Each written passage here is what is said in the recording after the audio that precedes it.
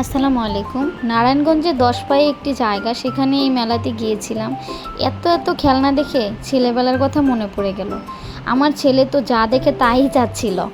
হঠাৎ করে নিল আমার ছেলে এটা খেলার জন্য, তারপর একটি গাড়িও কিনে নিল। খুব খুশি হয়ে গেল সোনা বাবা।